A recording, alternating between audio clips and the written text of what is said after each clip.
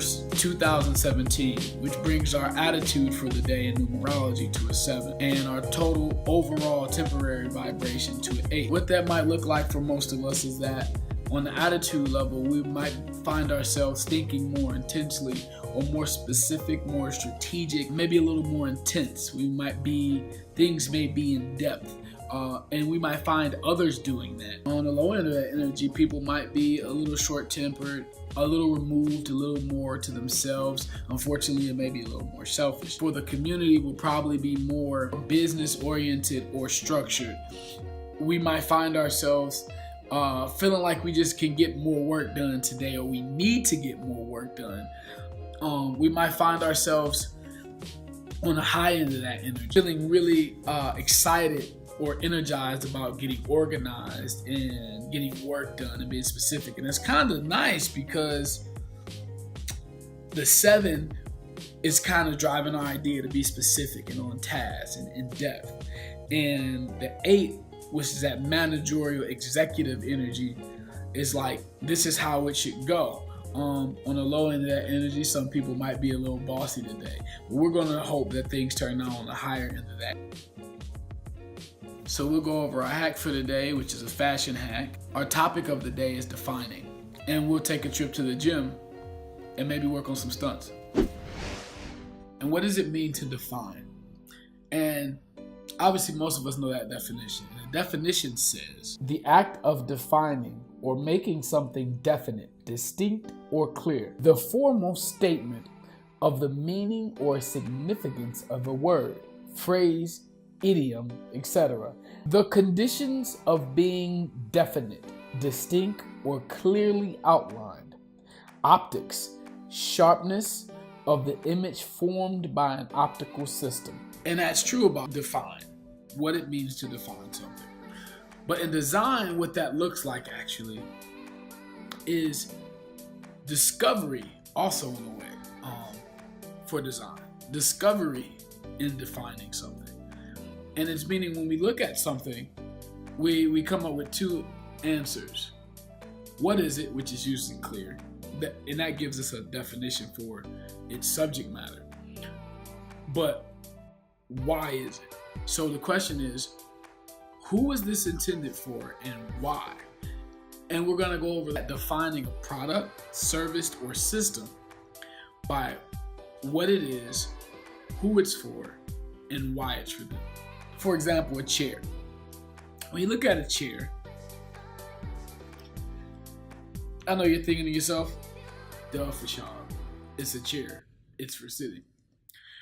But if we look a little deeper, there's all different kinds of chairs, and they come in different heights, they come in different comfort levels, they come in different configurations on how they can be transported, how they can be stored, how they can be stacked. Some chairs are extremely just for art's sake. It's like it's a chair and now we made it look good. And that's a thing, and there's some really cool chairs. And then there's some chairs that have been extremely thought out about who's gonna use them and what type of experience that the designer or the company that hired the designer wants people to have. And by understanding how to define things, we'll be able to look at everything in our lives. Just like the chair. Who was in mind when they designed this chair? What was the goal? Why did they do it?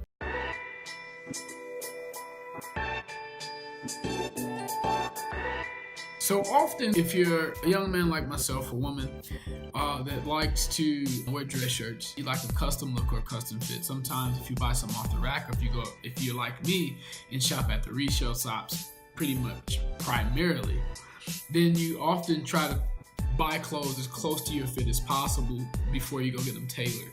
And sometimes the arm length and the fit of the shirt might be perfect, but the collars might be a bit off, and you won't be able to comfortably button that last button. And if you do, it's like it's a little too tight. Through the day, you find yourself wanting to get rid of it or undo it. But if you're wearing a neck piece, like a tie or bow tie or something like that, scarf maybe covering up, then there's a way to work around that. There's a hack, which, it's a way to jimmy rig your collar to work for you. And it's by using a scrunchie. scrunchy rubber band, something elastic that you can put through the loops. So what I do is, usually I do this with without the shirt on. And you can just pull this through. Now sometimes you find you have this situation where even if you do this, it's too loose now. And what I like to do is just make a little knot somewhere for the button to catch. Right, I kind of test that out, see how that feels. And then you use that new button elastic as a new spot. And clearly this looks kinda weird just like that, right? But I'm comfortable. Like, this is how I would like my dress shirts to fit.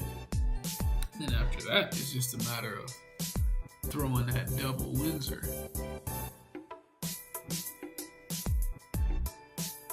Pulling that nice and tight.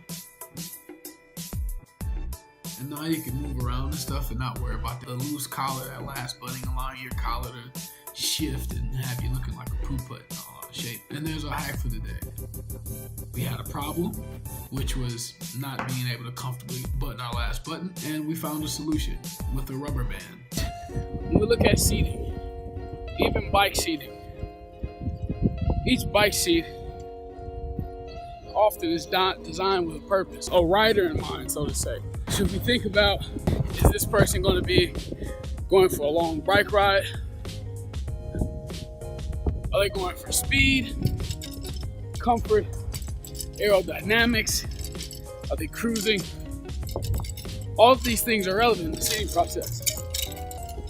When we think about public seating, there are certain things that companies, designers, businesses have to take into consideration when they think about who's going to be sitting in and at their space. And it's something we always have to think about.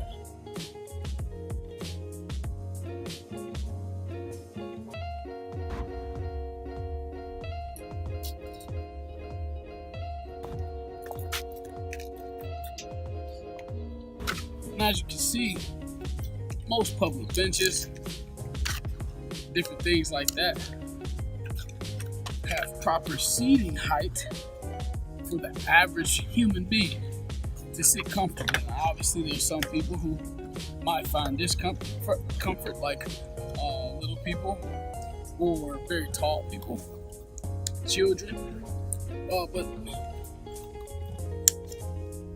that's important.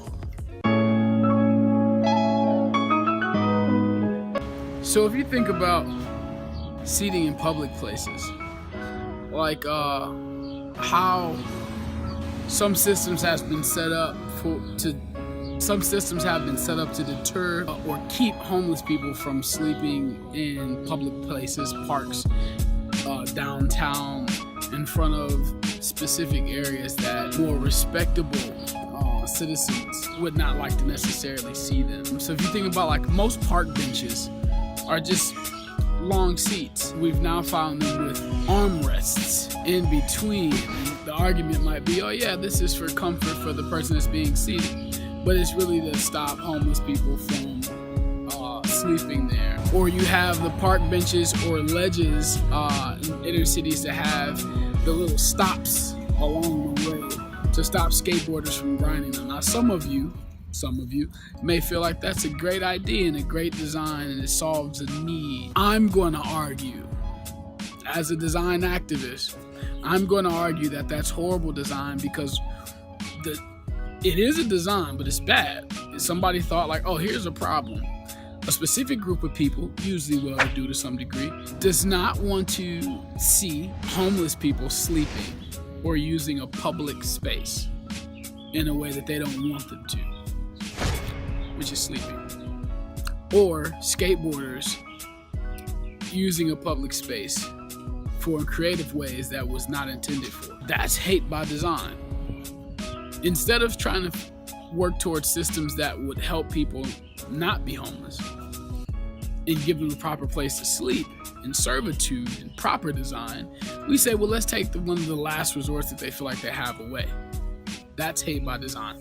You might say, well, the skateboarders go to a skate park. There are many places that don't have spaces to skate.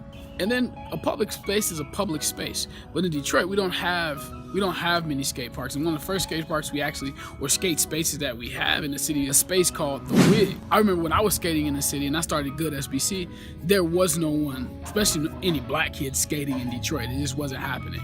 It was me and a couple of my homies, and they were European Americans, white dudes, right? Now it's regular practice to go on any campus, Wayne State campus somewhere, and see a group of black kids skating. Go to the Wig and you see a large amount of black kids skating. That's dope. But there's a lack of design flaw. Like there's no outlet, there's no access for a large group of people that are interested in doing something and don't have the space to do it. So the next time you're out and you're looking at things, and you're looking at door handles or shoes, car seats, cars, walkways, streets, it'd be a good thing to practice. Think about what was the thought process here, who was considered, and more importantly, who was forgotten. So today we've covered the numerology and the energy for the day, as far as things being specific and in deep and meticulous and in depth, maybe a little reserved. The entire energy, which was being like a managerial or executive, getting stuff done, taking care of business. We looked at a fashion hack, which might allow you to fit your collar, so you can properly put your necktie on, or a blouse if you're a lady, and maybe fasten some pants if you gained a little weight, or if you're pregnant possibly and you're not ready to jump into like the larger sizes yet, if you're in early stages. We looked at what does it mean to define and design. We looked at chairs for an example of how to use the defining process to look at products and systems across the board to see who was it for, what was the need, and how did they solve that problem. And then we went to the gym and did some stunts, flipped around, crashed a little bit, and had some fun. And it looked like it's about that time, and I'd like to thank you for yours. If this video was helpful to you, please like, share, and subscribe if you haven't already. Be sure to leave a comment below with any of the design flaws that you found in your surrounding areas, and it might become a topic for one of our next vlogs or shows. And until next time, I'm Fashawn Vega with Bunkai Detroit, and remember, define, design, repeat. Please have respect.